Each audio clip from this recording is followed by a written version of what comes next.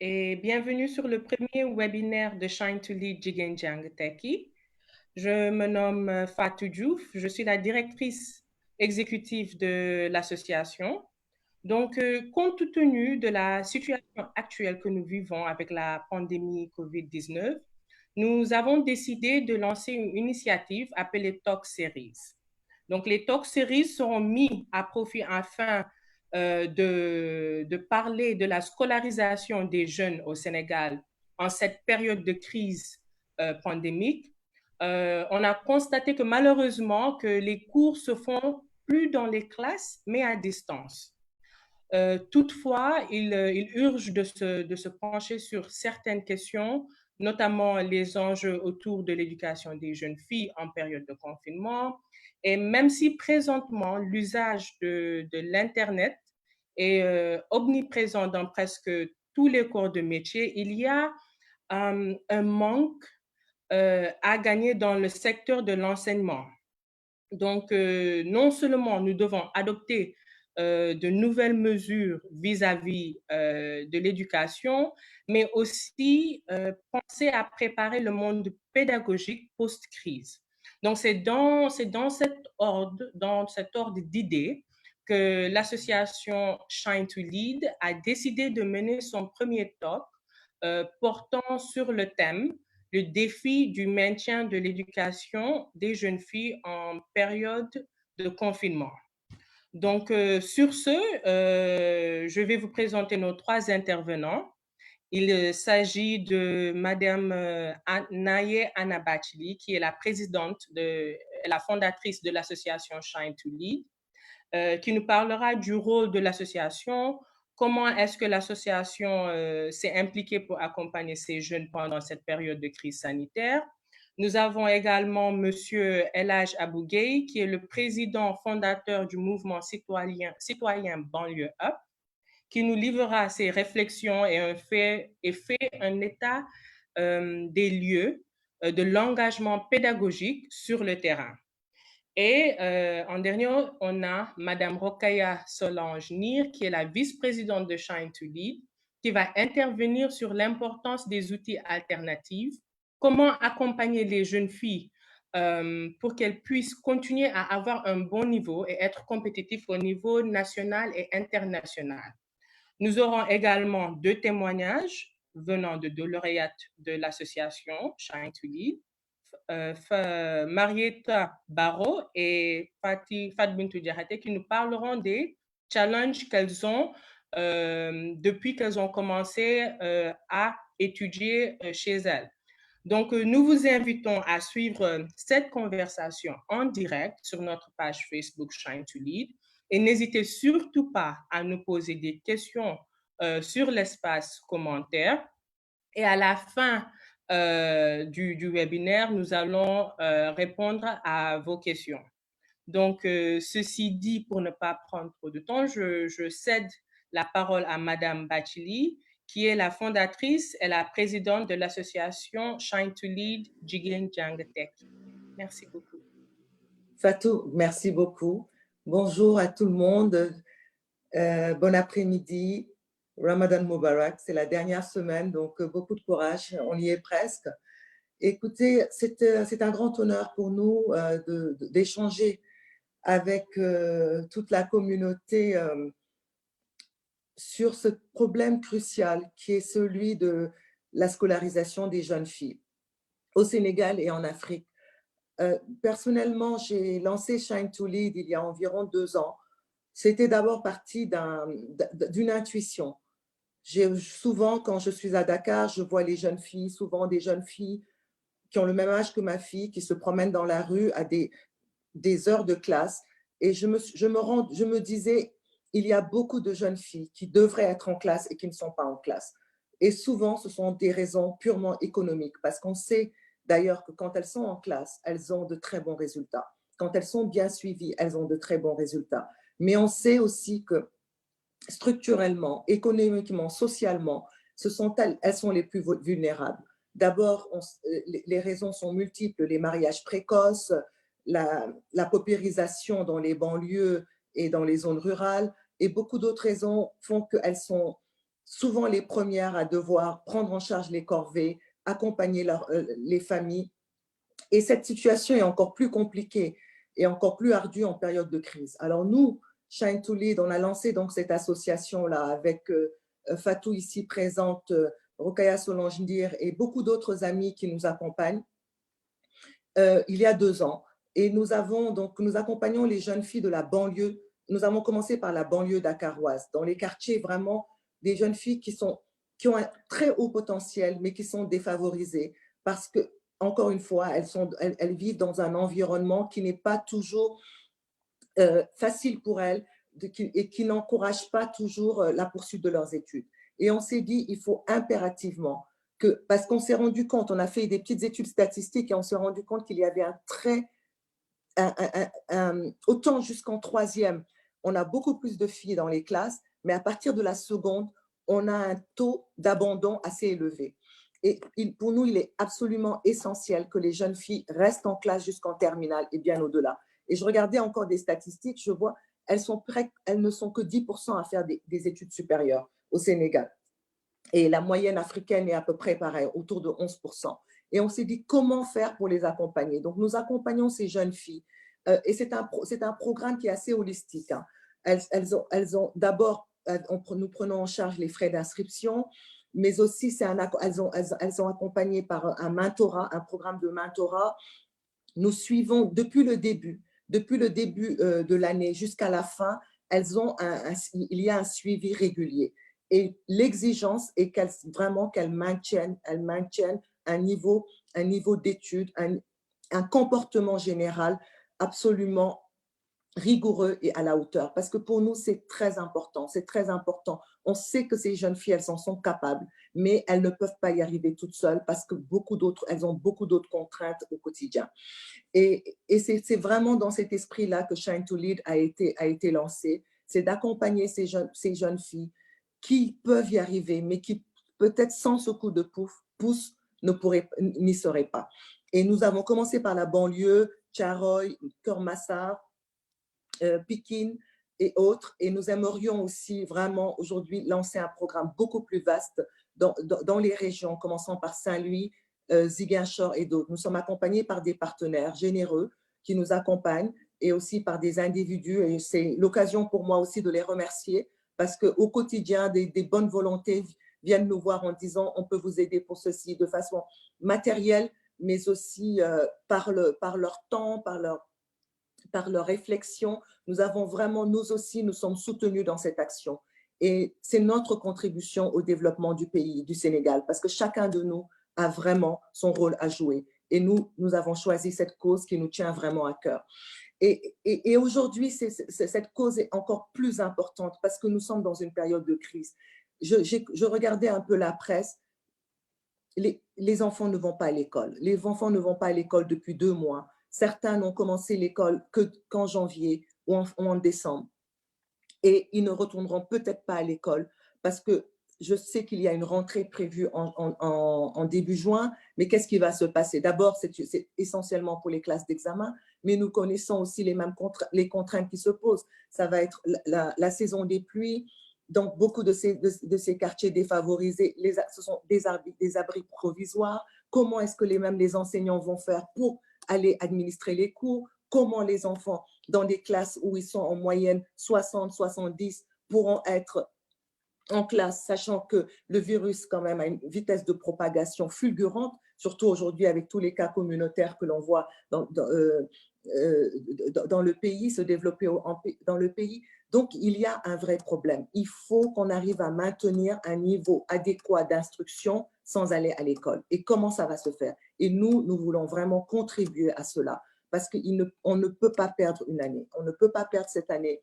On veut absolument que les filles soient en classe. Et je lisais qu'en période de crise, c'est jusqu'à en moyenne 2,5%, 2 fois et demi plutôt, du nombre de filles qui ne retournent pas en classe. Les garçons retournent en classe après, mais les filles, quand elles s'arrêtent, elles ne retournent pas en classe.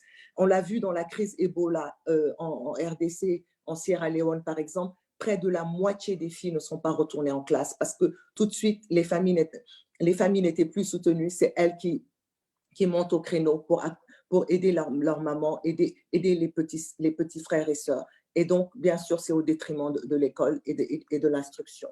Donc, vraiment, c'est ensemble qu'on aimerait réfléchir avec vous à comment maintenir les filles, mais aussi les garçons en classe dans cette année qui est une année quand même périlleuse pour tous, parce que nous sommes tous face à des défis, nous, aussi bien professionnellement, scolairement, on doit tous apprendre à se réinventer dans un contexte où nous ne pouvons pas travailler de façon formelle, dans les cadres formels qui sont voués à cela. Il faut qu'on puisse aujourd'hui sauver notre école, sauver notre année scolaire, et nous sommes, nous, Shine to Lead, plus que jamais mobilisés pour cela. Voilà, merci. Merci beaucoup, Madame Bathily. Je pose juste une question avant que l'on passe au suivant. Comment exactement, Shine to Lead, qu'est-ce que vous êtes en train de faire en ce moment-là pour aider ces jeunes filles pendant cette crise? Est-ce que... Vas-y. Oui, nous avons pris plusieurs actions dès la fermeture de l'école. Hein. Dès la fermeture de l'école, on s'est dit d'abord, il faut un appui logistique. Donc, nous avons, dans toutes les familles des jeunes filles, nous avons distribué des kits alimentaires parce que nous savons que dans toutes ces familles, il y a une précarité qui s'est installée tout de suite. La majorité des parents qui sont dans l'informel, dans le secteur informel, et on sait que dans un pays comme le Sénégal, l'économie informelle est d'environ 80 à 90% selon les statistiques. Et donc, quand on a d'abord fait ce qu'on appelle une évaluation. On a interviewé toutes les jeunes filles. Et bien sûr, la majorité, les parents, les emplois des parents sont en péril. Parce que, bien sûr, certains sont marchands ambulants, certains travaillent dans des usines qui sont fermées, la majorité des marchés étant fermés. Donc, on s'est dit, il faut d'abord qu'on puisse leur assurer les besoins de base. Donc, ça a été la distribution de kits alimentaires.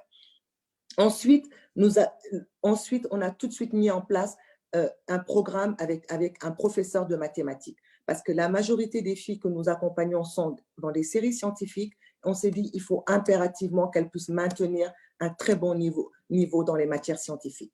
Donc, elles prennent en ce moment régulièrement, elles ont 3 à 4 fois par semaine des cours de mathématiques avec un professeur certifié. Et donc, il nous a fallu contracter ce professeur, leur donner aussi une connexion. Nous avions à l'avance, nous leur avions, à l'intermédiaire, bien sûr, nous avons eu d'une très bonne volonté, nous avons pu leur donner à chacune un téléphone. Et donc, elles sont en possession d'un téléphone. Elles peuvent se connecter, elles peuvent participer à des cours online. Et je pense que Madame Dir en parlera un peu plus parce que c'est vraiment dans ce domaine qu'elle s'investit. Et on partage au quotidien avec elles toutes ces ressources qui existent sur Internet. Elles peuvent, et c'est tout à fait possible de garder un bon niveau d'instruction en se connectant tous les jours et en le faisant rigoureusement et en trouvant le temps pour le faire. Donc, c'est les cours de maths, la distribution de kits alimentaires. Nous avons fait fabriquer des masques aussi que nous allons partager avec elles très prochainement, des gels, parce que nous voulons qu'elles soient dans les meilleures conditions possibles, encore une fois, pour sauver cette année. Voilà. Merci beaucoup, Madame Naï Bathily. Donc là, je vais céder la parole à Monsieur Elhaj Abougueye, qui est le président fondateur du mouvement citoyen Banlieue 1. Je rappelle aussi à nos internautes que vous pouvez nous poser des questions directement sur notre page Facebook Shine to Lead. OK. Monsieur Gay, je vous cède la parole. Oui, merci beaucoup, Madame Fatou Diouf. Je salue tout le monde. Je salue l'intervention de Madame la Présidente Naïe. Et je félicite et j'encourage Shine to Lead pour les différentes actions que vous êtes en train de mener. La spécificité est que vous impactez directement dans la population, donc il n'y a pas trop d'intermédiaires, ce qui rend nécessairement votre travail très efficace et qui accélère également l'atteinte de vos objectifs. Très rapidement, Banlieue, c'est une structure, une association d'encadrement citoyen des jeunes, filles et garçons, leaders de la banlieue. Son objectif est que d'ici 2030, que les banlieues deviennent des espaces de bien-être pour les populations. Nous pensons que c'est possible et nous sommes en train d'y travailler depuis maintenant 5 ans. ce qui n'est pas facile du tout parce que la banlieue s'agrandit de plus en plus et qu'il faut à chaque fois de nouvelles stratégies donc, pour travailler avec cette jeunesse qui est de plus en plus nombreuse et un taux de démographique très élevé, une bon, voilà, une promiscuité assez compliquée et qui doit nous forcer à mieux travailler pour atteindre les objectifs. Oui, il est clair que, comme l'a dit Madame la Présidente, hein, toutes les structures, toutes les associations doivent aujourd'hui agir. L'État ne peut pas être partout et faire tout.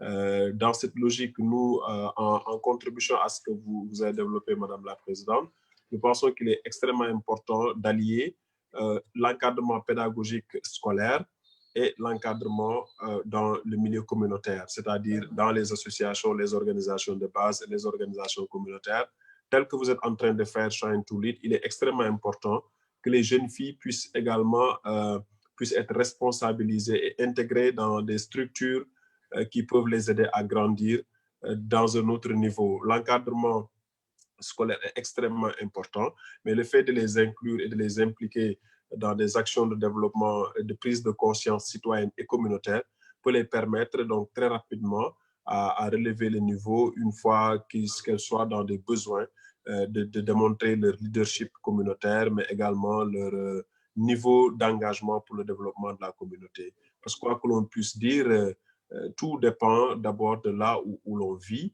Et malheureusement, comme vous l'avez dit, nous sentons qu'en banlieue, moi, je suis né, j'ai grandi, j'ai tout fait en banlieue. De plus en plus, la pauvreté guette les familles et de plus en plus, la vie devient de plus en plus dure. Il y a beaucoup plus de monde, les familles s'agrandissent et malheureusement, les parents ont de moins en moins de temps de s'occuper de leurs enfants, à plus forte raison que les filles, vous voyez. Donc, il nous faut vraiment surtout avoir une stratégie commune pour, oui, nous, on travaille avec les filles et les garçons, mais on a une stratégie spécifique pour les filles. À banlieue, par exemple, il n'y a aucune activité, aucune action que l'on mène qui n'est pas co-animée ou co-coordonnée par un garçon ou une fille. Et je vous le dis, hein, ils sont sûrement en train de suivre, que sur 80% de succès des activités de nos projets, ce sont les initiatives dirigées par les filles. Et c'est simple ce qu'on fait, on leur donne de la confiance, de la patience, on les responsabilise et on se rend compte que de plus en plus, elles sortent du lot, elles ont juste besoin d'un tout petit encadrement et d'un support et d'un appui.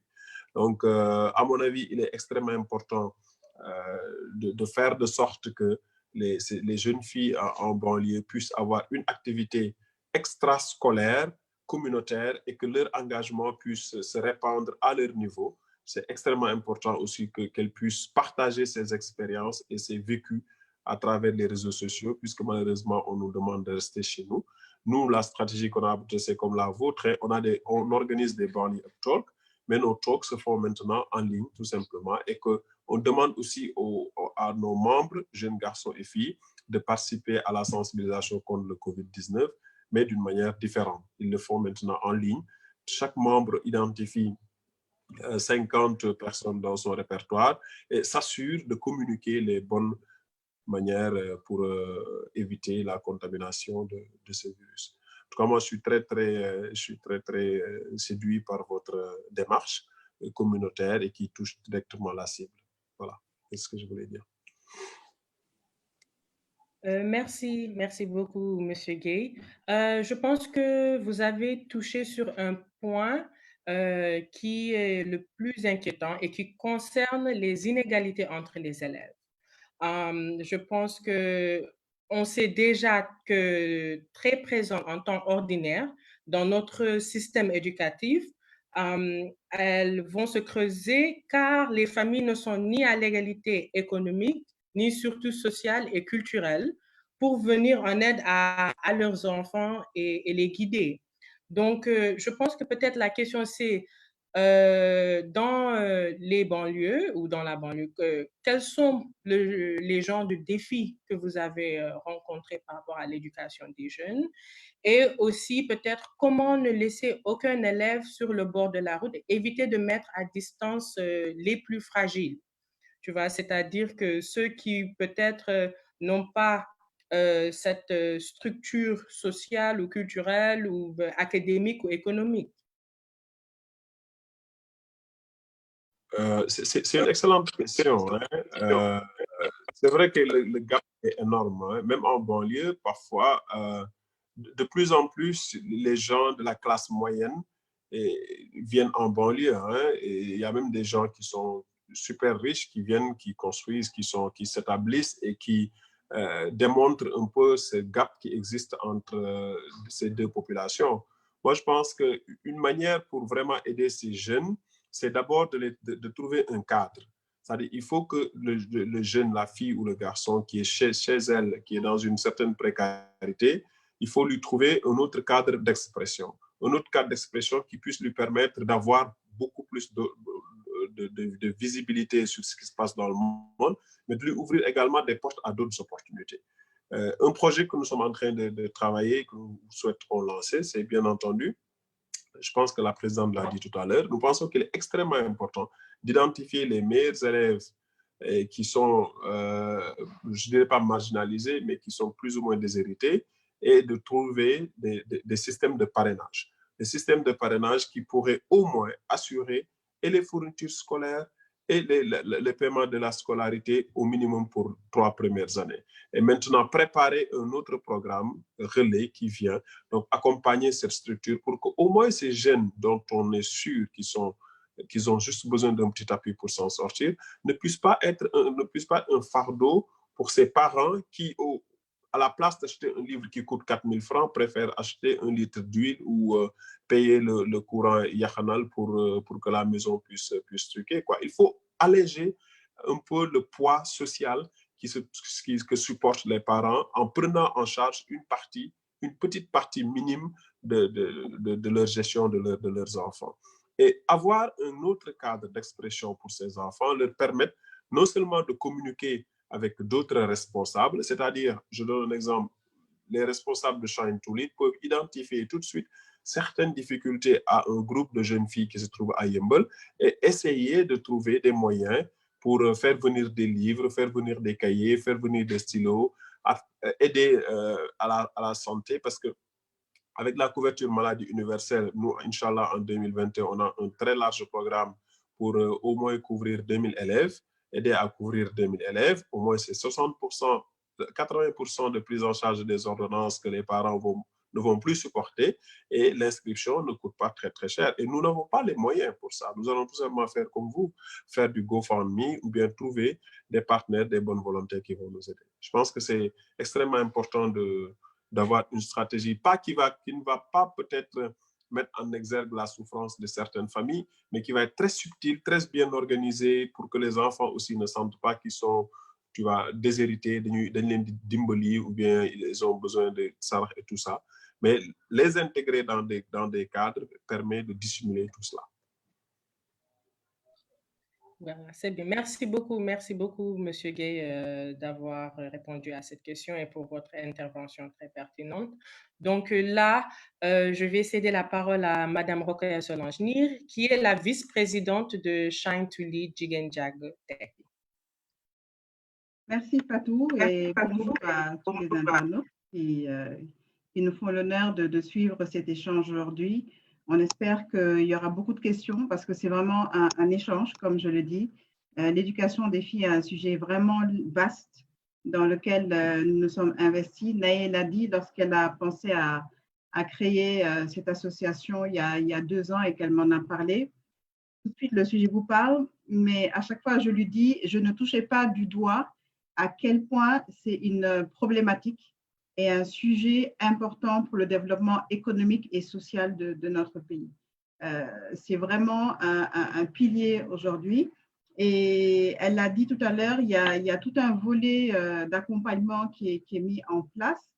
Et je voudrais revenir juste sur un élément, c'est qu'au-delà de la scolarisation, de cet accompagnement pédagogique, il y a un encadrement également en termes de leadership, d'autonomisation pour les filles.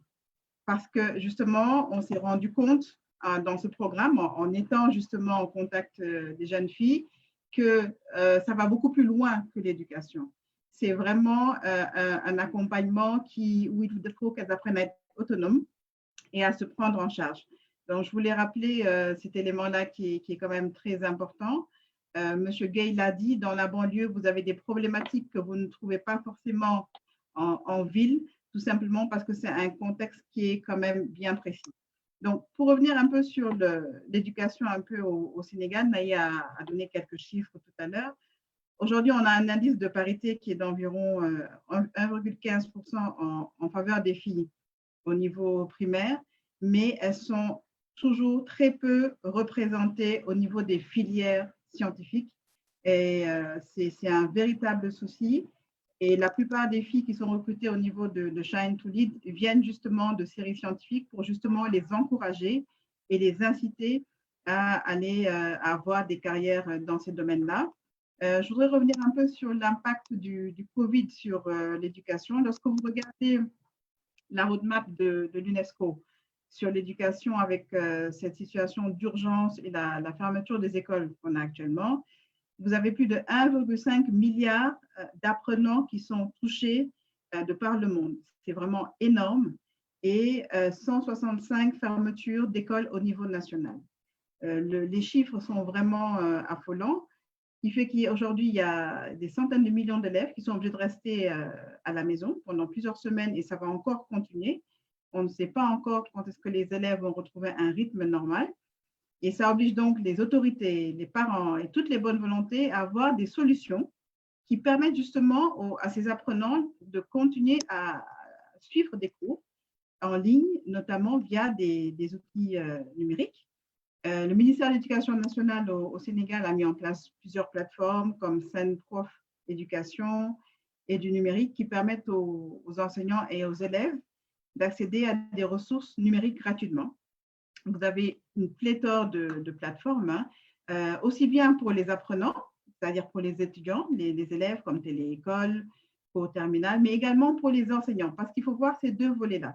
Il y a d'une part les élèves, mais également il y a les enseignants qui doivent être encadrés. Donc, on partage régulièrement sur les plateformes de Shine to Lead les adresses pour accéder à ces différentes plateformes-là, parce qu'on se rend compte que c'est juste un déficit d'information.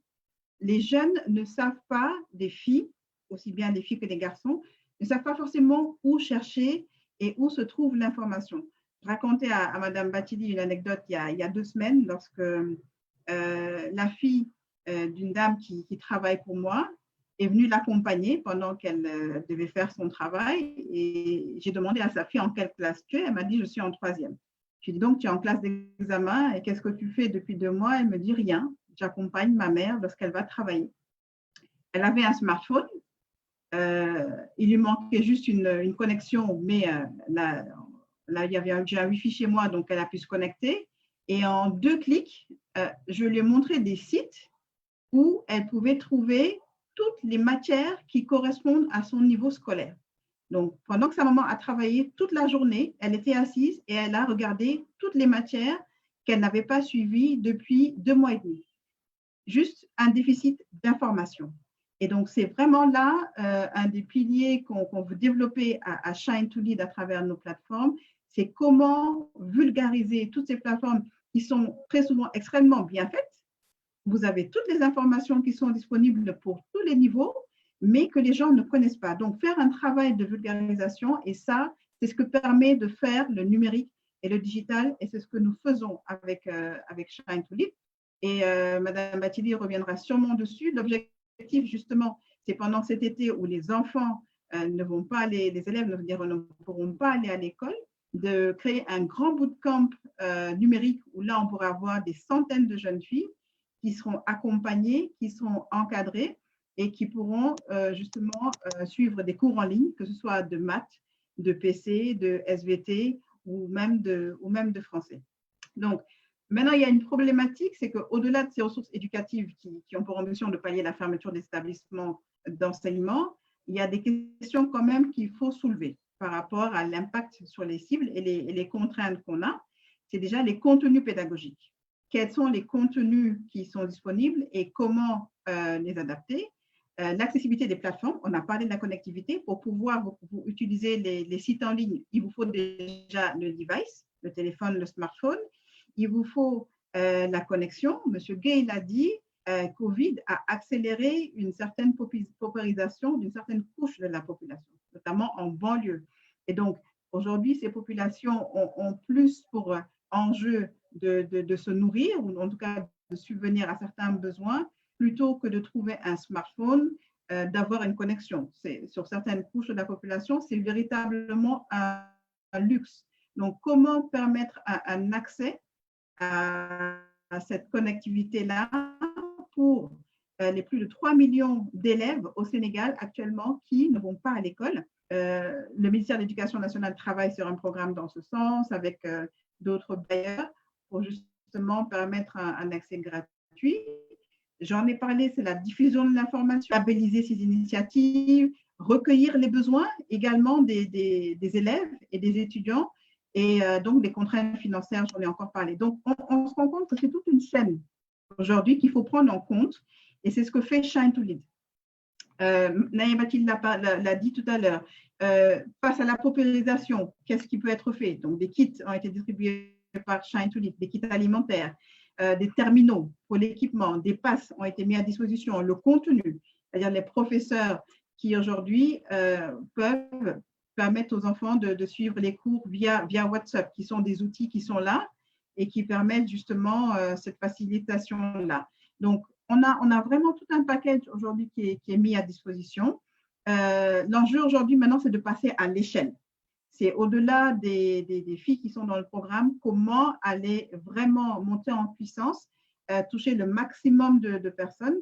Et ça, grâce à des partenaires, grâce à des bailleurs, grâce à des bonnes volontés qui, tous les jours, se manifestent et permettent de financer les initiatives. Ça prend de plus en plus forme, ça se développe de plus en plus. Et on a vraiment espoir que Shine to Lead, dans quelques années, ce seront des milliers de jeunes filles qui vont pouvoir en bénéficier. Merci beaucoup, Madame Rokhaya Solange Nir. Vous avez touché sur deux choses que je pense sont deux choses qui sont très, très importantes. Vous avez parlé des enseignants.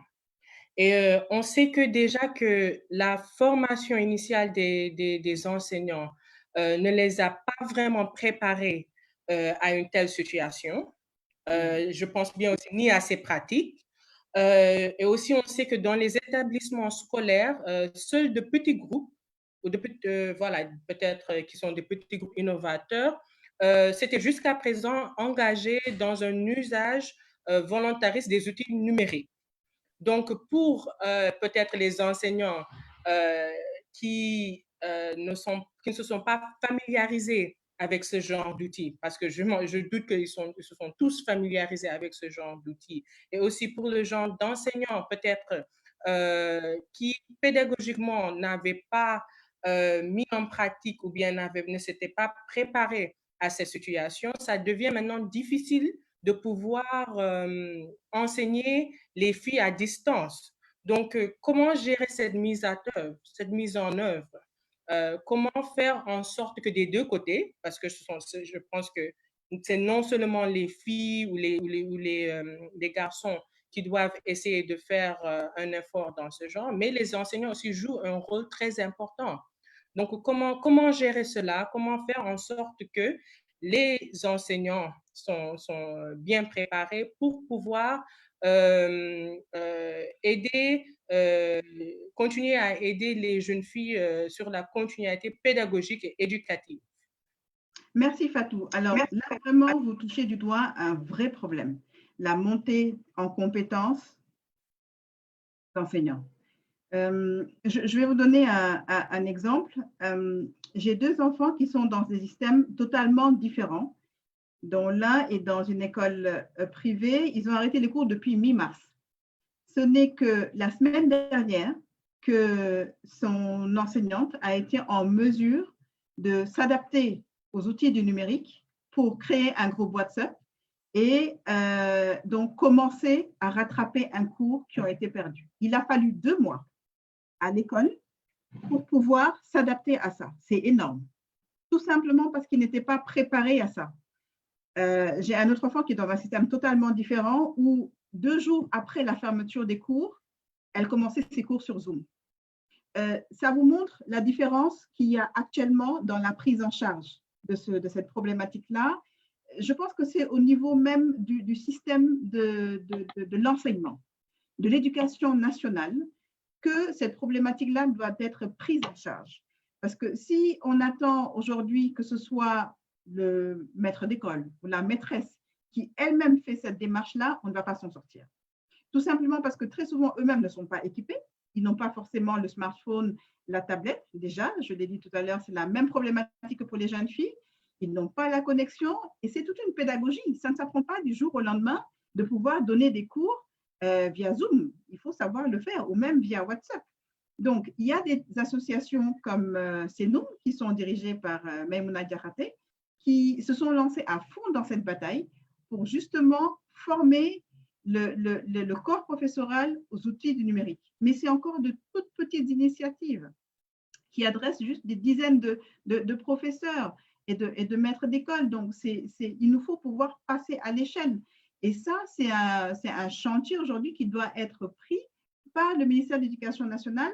Comment faire la transformation digitale, faire cette transition numérique pour tout le personnel des écoles, que ce soit du public ou du privé, c'est un énorme chantier, mais on n'a plus le choix. Aujourd'hui, avec le Covid, on sait qu'on ne peut plus faire l'économie du téléenseignement, de tout ce qui est télééducation. Ça va faire dorénavant partie de nos vies et c'est même pour moi une réelle opportunité. On est dans une population qui est extrêmement jeune.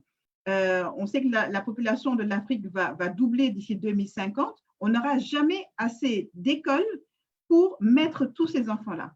La solution, l'alternative, c'est vraiment aujourd'hui d'aller sur du numérique qui permet justement avec peu de moyens à tous les enfants qui seront en âge d'aller à l'école de pouvoir y arriver. Merci beaucoup, Madame Rokhaya Solange Nir. On a vraiment eu 3 interventions très pertinentes et je pense on va maintenant passer au témoignage venant de 2 de nos lauréates de Shine to Lead Jigéen Jàng Tekki. On va commencer avec Marietta Barrow qui pourra nous dire comment elle vit cette situation présentement chez elle. Et comment aussi peut-être l'association Shine to Lead a pu leur aider à surmonter leurs défis actuels pendant cette crise sanitaire. Donc, Marietta Barrow, je vous cède la parole. Tu pourras te présenter, nous dire tu es dans quel lycée, etc. Bonjour à tous. Bonjour Tata Naye, Tata Solange, Tata Fatou.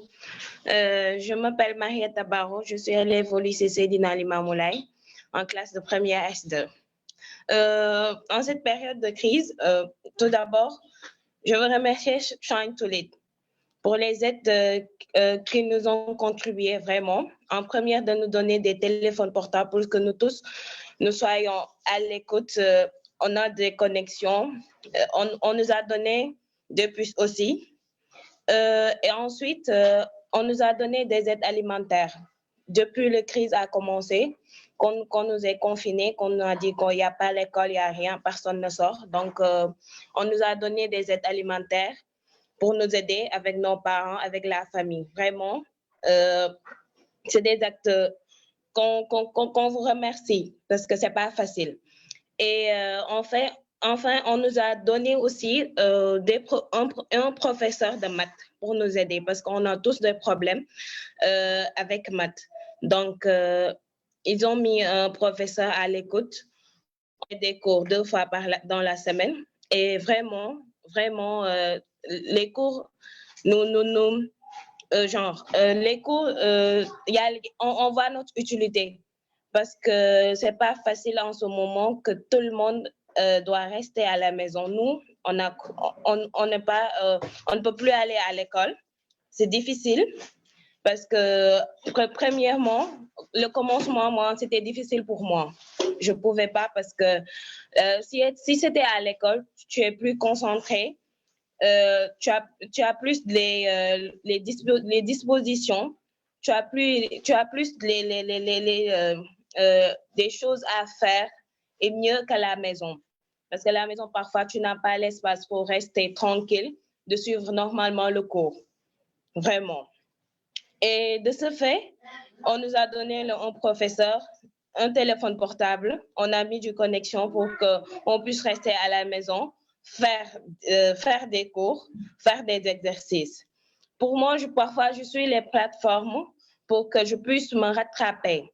Parce que dans notre école, vraiment, on ne fait pas les cours à distance. Depuis que le confinement a commencé, on n'a pas pu, les profs n'ont pas pu faire des cours. Les contacts, c'est pas tout le temps. C'est nous, dans notre classe, qu'on a pu essayer de faire des groupes WhatsApp, de prendre quelques numéros des professeurs, comme dans les matières scientifiques, PC et SVT, pour qu'on puisse s'adapter et ne pas perdre l'année. Parce que vraiment, on veut pas perdre cette année. On doit se concentrer, avoir la maîtrise de passer en classe supérieure, vraiment. Et de ce fait, on fait de notre mieux. On fait de notre mieux, c'est difficile. C'est pas facile du tout de rester à la maison, de faire des cours à distance parce que tu dois aider ta mère. Parfois, les mamans, elles ne peuvent pas comprendre.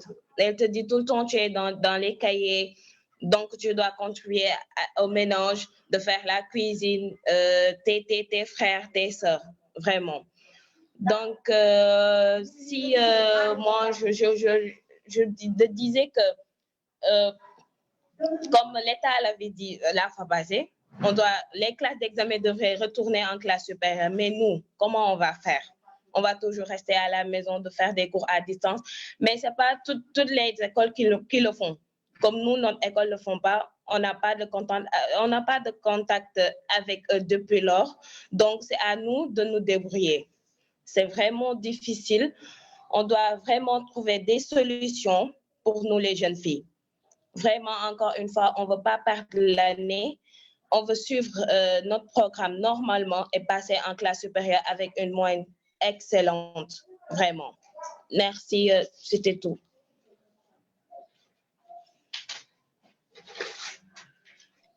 Merci beaucoup, Marietta Barrault.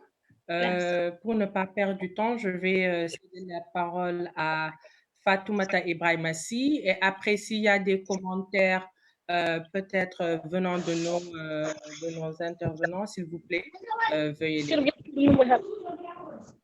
Fatoumata Ibrahimassi. Bonsoir tout le monde. Bonsoir Tata Naye, Tata Solange et Tata Fatou, à vous aussi. Bon, je m'appelle Fatoumata Ibrahimassi, élève en classe de première S1 au lycée Seydina Limamoulaye de Guédiawaye. Bon, pour moi, en cette période de COVID-19, pour apprendre à la maison, j'essaie vraiment de m'habituer parce que, comme Marietta l'avait dit, au début, c'était vraiment pas facile parce qu'avant, à l'école, on avait l'habitude de voir les profs aller au tableau, écrire sur des cahiers, faire des exercices comme ça, par-ci, par-là. Mais en cette période de COVID, vu qu'on est vraiment obligé de faire des cours en ligne ou bien parfois même notre classe, nous avons créé des groupes WhatsApp pour mieux nous aider, faire des exercices. Et même pour les cours en ligne aussi, notre prof, pour nous, dans notre classe, il n'y a que notre prof de SVT qui a eu peut-être, je pourrais dire peut-être qu'il a eu le temps de faire des cours sur Zoom en ligne. Chaque semaine, il en fait un cours par semaine. Parfois, il envoie d'abord les cours par Classroom. On recopie, après il prend encore un autre jour pour l'explication. Il nous a même demandé de faire un devoir en ligne, après de lui envoyer aussi. Bon, notre prof de SVT, c'est ça qu'il a eu à faire avec nous. Bon, pour les autres profs, peut-être qu'ils n'ont pas eu le temps ou bien, eux, on ne les entend pas, on n'est pas en contact avec eux. Bon, pour Shine to Lead, vraiment, nous sommes vraiment ravis et contentes de vous toutes. Je sais que vous nous avez tous aidés parce que, comme l'a dit Marietta, vous nous avez donné des denrées alimentaires en cette période de COVID. pour qu'on puisse mieux maintenir notre niveau, ne pas avoir de stress avec cette pandémie qui nous éblouit toutes. Et que ce que vous avez fait pour nous avez donné pour qu'on puisse mieux se connecter, faire des cours par-ci, par-là, et même les profs de maths. Le prof de maths aussi, qui est vraiment un prof très gentil. Vraiment, ce prof, il nous aide bien parce que pour moi, lorsque je suis ces cours, je comprends. Maintenant que j'arrive à me retrouver dans mes matières scientifiques, surtout les mathématiques. Bon, et aussi, je dirais que je ne vais pas terminer sans aussi sans saluer ma mentor, Adja. Elle aussi, elle est vraiment, je suis vraiment contente d'elle parce qu'en cette période de Covid, elle m'appelle souvent. Elle me demande si je fais mes cours. Tout le temps, elle est en contact avec moi, donc je la remercie beaucoup de ce qu'elle fait. Bon, merci, c'est tout ce que j'avais à vous dire. Bonne fin de soirée. Merci beaucoup, Fatimata Ibrahim-Assi. Madame Naye Bachli, Fatimata a bien touché sur le programme de mentorat. Elle a bien dit qu'elle était très bien accompagnée par sa mentor Adja. Donc peut-être avant que l'on passe aux commentaires sur notre page Facebook, tu peux peut-être nous parler un peu du programme de mentorat de Shine to Lead. Absolument, Fatou. Et je pense que je ne l'ai peut-être pas assez, je n'en ai peut-être pas assez parlé au début. C'est une composante essentielle du programme de Shine to Lead, le mentorat. Chaque jeune fille, chaque lauréate a une mentor qui est une dame accomplie, qui travaille, professionnelle, qui vraiment la suit au quotidien dans son épanouissement et son développement, autant personnel que professionnel. Parce que pour nous, c'est essentiel. On ne peut pas seulement aider les filles matériellement, pédagogiquement, bien sûr, mais il est important qu'elles puissent avoir cette idée de ce qu'on appelle les role models, qu'elles puissent être inspirées et émulées et stimulées par d'autres et qu'elles sachent que c'est possible. Il n'y a pas de fatalité. Elles peuvent y arriver, elles peuvent réussir et elles vont réussir. Et ça, c'est seulement en étant en contact direct avec d'autres, avec des dames, comme des jeunes filles qui ont été jeunes filles comme elles, mais qui aujourd'hui sont accomplies, qui s'investissent. Et c'est vraiment l'occasion pour moi de les remercier. Elles sont très nombreuses. C'est comme, encore une fois, Shine to Lead, nous sommes toutes des volontaires.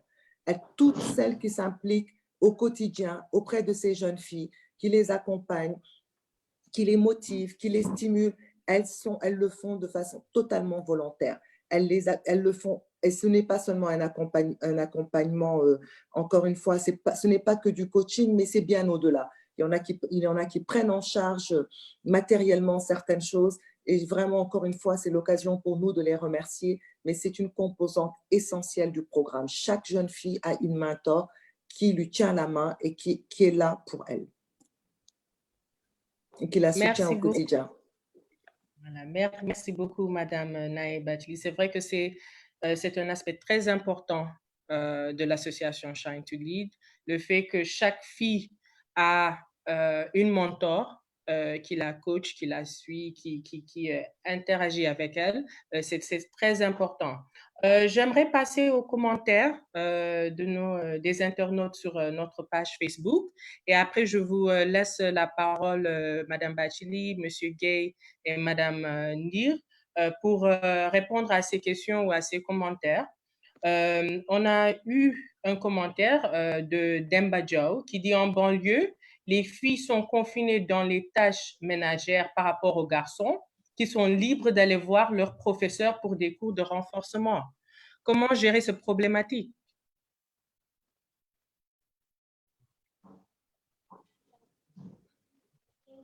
Moi, je vais rapidement, et peut-être que Monsieur Gay, vous avez peut-être encore plus d'expérience dans ce domaine, étant directement de la banlieue. Moi, je pense aussi qu'il nous faut établir un dialogue avec les familles, parce que je comprends et je le dis, on s'en est rendu compte, on l'a vécu concrètement. Quand on a démarré les cours de maths, la majorité des filles n'étaient pas disponibles parce qu'elles sont effectivement astreintes. Elles doivent être dévouées aux contraintes ménagères. Et on ne trouvait même pas 1 heure par jour. Et j'ai dit, ce n'est pas possible. Il faut absolument qu'on trouve dans la journée. Et je pense que ce n'est pas évident parce que bien sûr, les mères sont débordées, tous les enfants sont à la maison toute la journée, il faut faire à manger. Et il y a un dialogue qui doit vraiment s'établir avec les parents parce que c'est un investissement. C'est un investissement quand ces filles étudient. C'est un investissement pour la famille tout entière, pour le futur. Et c'est ça, c'est ce dialogue-là qu'on doit avoir avec les parents. Et peut-être que M. Gay, je pense que vous êtes en direct, vous vivez ces choses-là en direct. Peut-être que vous pourrez peut-être mieux encore étayer ce que je viens de partager.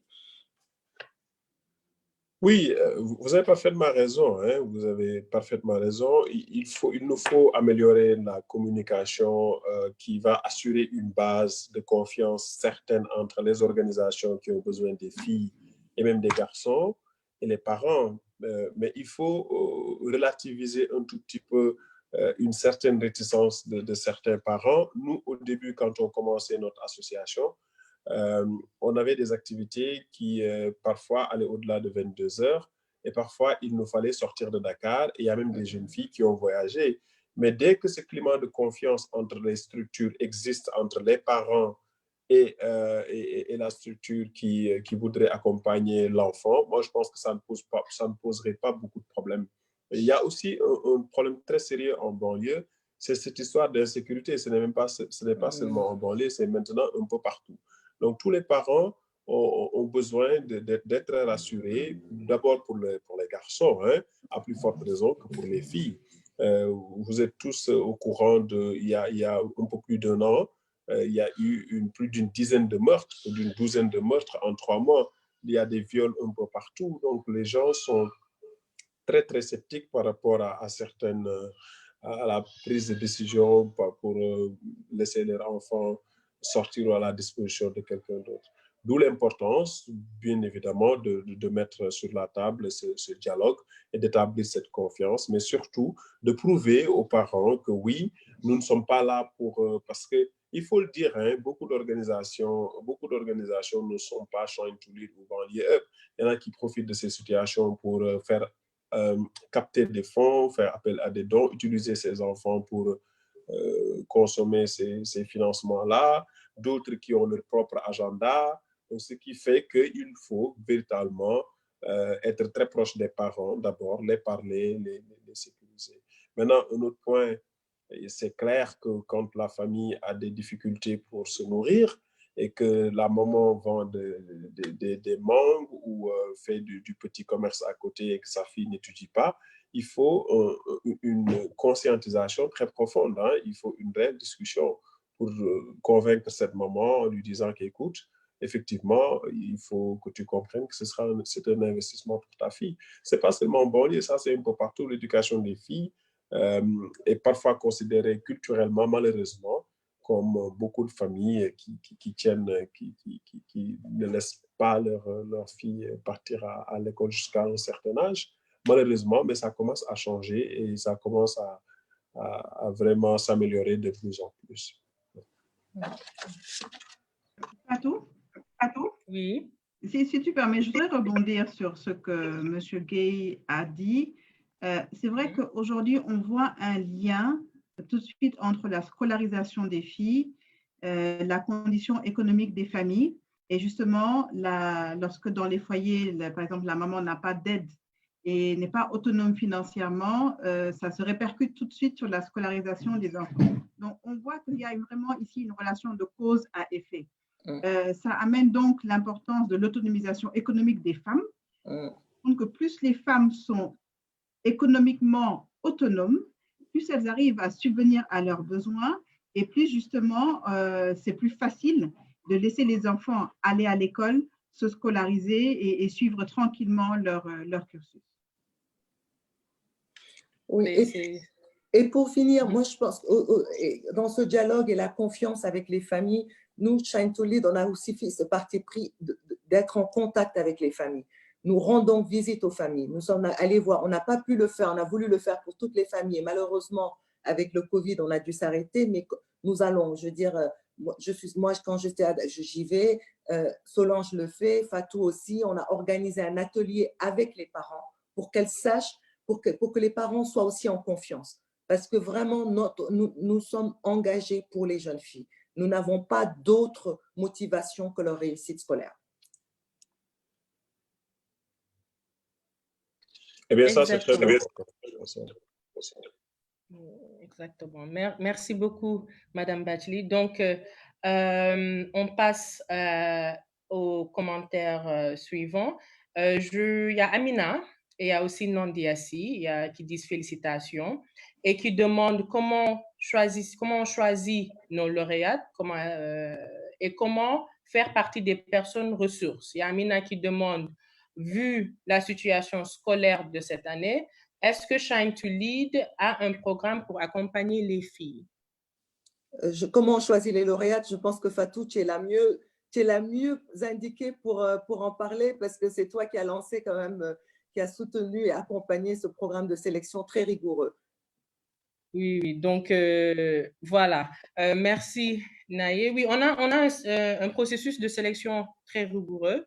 La première, pour faire bref, la première phase, c'est d'être en contact avec le proviseur ou le censeur du lycée qu'on a identifié.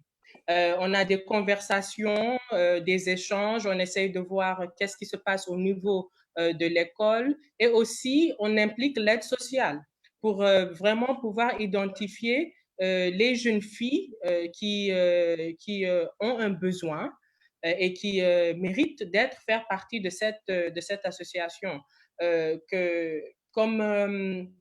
Comme exemple, on a eu un processus avec le lycée de Keur-Massar et de Rufisque qu'on a commencé en 2018. Et ça, ce qu'on a fait, c'est on continue dans cette lancée de confiance entre le proviseur et l'association et aussi les parents et l'association. Après qu'on a identifié avec le proviseur, le censeur et l'aide sociale les filles qui vraiment ont besoin de cette aide et aussi méritent de faire partie de l'association, on leur demande de nous fournir des informations clés et nécessaires par rapport à leur vie familiale, leur vie scolaire et aussi ce qu'elles veulent devenir au futur et on prend en compte aussi leurs moyennes. Après cela, on passe à la deuxième étape où on a des entretiens avec chaque fille.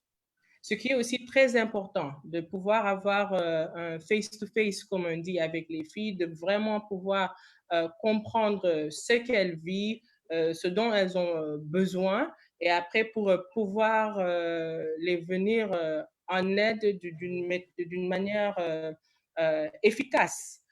Donc, vraiment, c'est comme cela qu'on procède pour pouvoir sélectionner les filles. Et en même temps aussi, on fait en sorte que les mentors sont impliqués. Donc, les mentors, de temps à autre, vont aussi faire partie des entretiens pour qu'on puisse avoir vraiment un processus global où toutes les parties prenantes font partie de ce processus. C'est comme ça qu'on parvient à sélectionner les filles qui font partie de Shine to Lead. Bien vrai, en 2018, on a commencé avec 10 filles. Et machallah, maintenant, en 2019-2020, on a 24 filles. Et ça, vraiment, on ne pourrait pas le faire sans Madame Bachili, qui, la première année, elle a vraiment assuré seule. Et maintenant, avec les mentors, les lycées, les proviseurs, les censeurs, et aussi même notre petite équipe administrative, on parvient à élargir nos lauréates. Donc, voilà, ça, c'était un peu pour parler brièvement de notre processus de sélection. Donc, est-ce qu'il y a Solange ou Naïf, vous voulez faire un commentaire? Je regarde l'heure, on a déjà passé 1 heure là, je me rends compte. Donc, je me dis, on va peut-être Fatou, tu peux partager toutes les questions et on va y répondre de façon un peu ramassée en faisant la conclusion parce que je me rends compte qu'on est déjà, ça passe très vite. mais on aura bien sûr l'occasion d'échanger encore. Exactement, je pense, voilà, et même on peut continuer la conversation sur Facebook et que voilà, on pourra même, si possible, répondre aux questions sur Facebook. Donc là, peut-être, je passe aux commentaires et après, voilà, on peut conclure. Il y a Seydina Omar Gueye et il y a Demba Diop aussi et Mampradi Louise Diouf qui dit le système national sénégalais doit être revisité et amélioré. Nous devons être capables de nous adapter, c'est un vrai problème. Il y a Seydina Omar Gueye qui dit que cette situation marquée par le virus COVID-19 montre à suffisance les failles de notre système éducatif qui ne suit pas le cours de l'évolution technologique. Et c'est ce dont Madame Rokhaya Nir a soulevé. Et que c'est malheureux que nos gouvernements ne fassent pas dans la prévision. Et après, on a Demba Diop qui revient sur les enfants qui ont des parents qui peuvent quand les enfants ont des parents qui peuvent les suivre à la maison, c'est plus facile. Et après, il dit qu'actuellement, les jumelles qui sont des lauréates de Chantilly, Drama Diop et Amina Diop, sont sur le point d'achever leur propre scientifique. Pour certaines matières comme anglais, maths, NSBT, elles ont entamé la terminale. Donc, merci beaucoup à Shine to Lead. Il y a beaucoup de personnes qui ont remercié l'initiative Shine to Lead Jigen Jang Teki. Ils nous souhaitent plein de succès et nous donnent des encouragements. Donc, vite fait, rapidement, si Madame, on commence peut-être avec Madame Bachidi, notre présidente.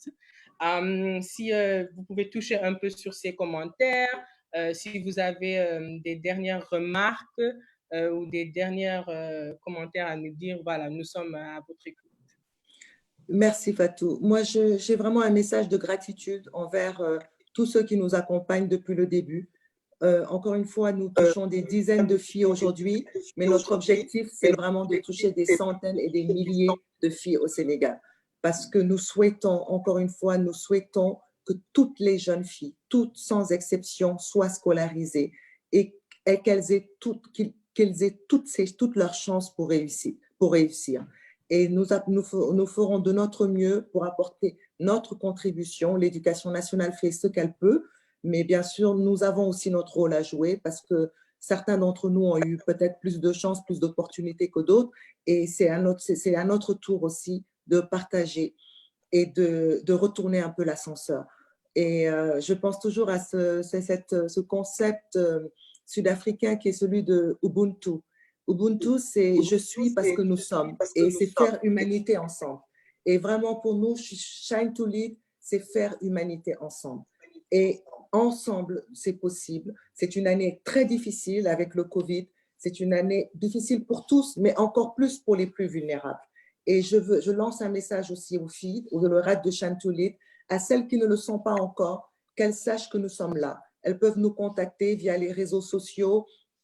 Vous avez les adresses via Facebook et tout. Si elles veulent rejoindre le Shine to Lead, elles sont les bienvenues. Nous sommes là pour elles et nous allons tout faire pour les accompagner. Nous serons là pour elles parce que nous souhaitons, encore une fois, sauver cette année scolaire, mais aussi dans le futur, qu'elles sachent que toutes les femmes peuvent et doivent réussir parce que c'est le développement du Sénégal, du continent qui est en jeu. Encore une fois, merci à tous. Merci aux mentors. Merci à notre coordinatrice, Sor Maïcha, que je ne vois pas, mais je sais qu'elle n'est pas loin. Merci à Amadou qui nous accompagne dans les réseaux sociaux. Merci à tous ceux qui nous accompagnent, Katifa, je ne pourrais pas les citer. Et je sais que quand on commence à citer, on en oublie toujours. Fanny Diaz, elles sont nombreuses tous les jours qui nous aident matériellement, financièrement, qui nous inspirent. Vraiment, encore merci. Parce que j'en ai peut-être eu l'idée, mais aujourd'hui, tout le monde en a la maternité et la paternité. Merci. Merci beaucoup, Madame Bachili. Monsieur Gueye, je vous laisse la parole. Oui, écoutez, moi, je veux juste vous féliciter, féliciter Shine to Lead, vous encourager et espérer que vos initiatives vont prendre beaucoup plus d'ampleur. Et il est important aussi de mutualiser. Il serait bien possible de voir ensemble quels sont des chronos d'activité qu'on pourrait mener ensemble, Inch'Allah, quand ce Covid quittera ce monde. Donc vraiment, merci beaucoup pour l'opportunité et félicitations. Merci beaucoup, Monsieur Gay. Vous avez tout à fait raison. Vraiment, ensemble, on peut faire plus, on aura plus d'impact. Donc, comme vous avez dit, peut-être après le Covid, on pourra mener des activités ensemble. Donc, merci aussi pour votre participation.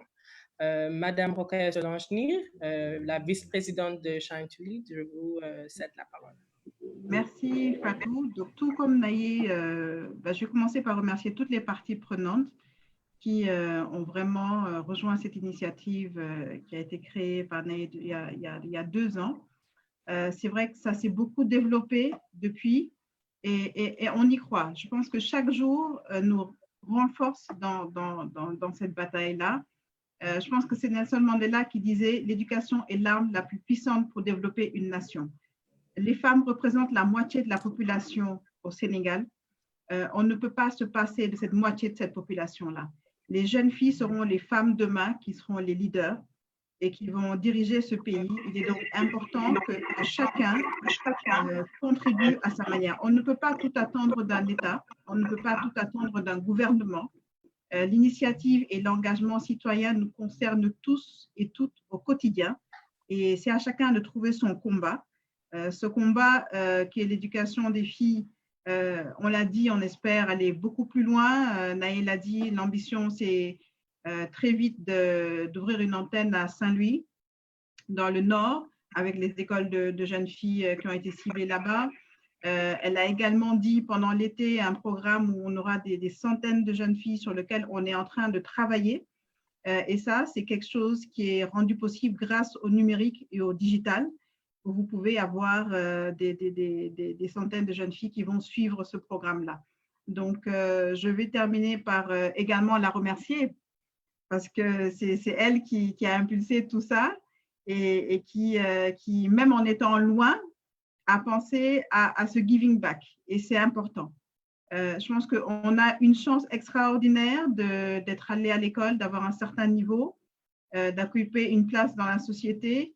Et cette notion de giving back-là, il faut que tous on l'ait, qu'on soit au pays ou qu'on soit à l'étranger. Et c'est ce qu'elle a montré. Elle a montré qu'en étant à des milliers de kilomètres, elle pense à ce qui se passe dans son pays. Elle pense aux problématiques pour le développement économique et social. Et c'est comme ça que tous ensemble, nous allons réussir à atteindre l'émergence de notre pays et de notre continent. Merci. Merci beaucoup, Madame Rokhaya. Donc, bon, nous arrivons au terme de cet échange qui a été très fructueuse avec des interventions pertinentes.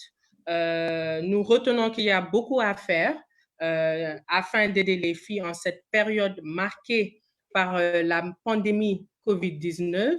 Et vraiment, je tiens aussi à remercier tous nos intervenants, commençant par Madame Naye Bachili, qui est la fondatrice et la présidente de l'association Shine to Lead, Madame Rokhaya Solange-Nir, qui est la vice-présidente, et aussi Monsieur Elhaj Abougay, qui est le président fondateur du mouvement citoyen Banlieue Up.